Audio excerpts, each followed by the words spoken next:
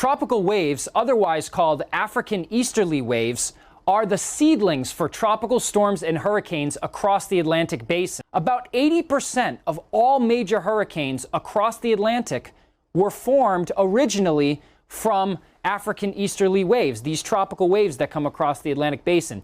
They form when warm, dry air from the Sahara Desert moves south and combines with moist air from the African jungles to the south. That air combines and then mixes across the Central African continent and forms a jet stream right over Central Africa. Then these clusters of showers and thunderstorms move across the continent and then out near the Cabo Verde Islands and then across the Atlantic basin.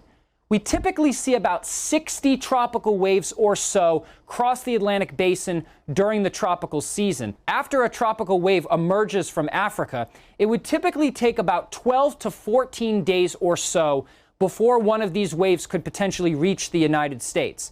Now, most of them either harmlessly turn out to sea or just remain weak and travel across the Caribbean. But it's still very important that we track each and every one of these tropical waves coming across the Atlantic basin.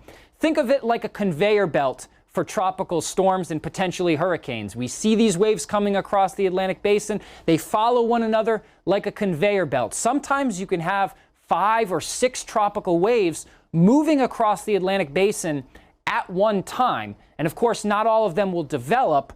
But again, we have to watch each and every one of those carefully. Some of them, they run into dry air and they run into wind shear and they just fall apart.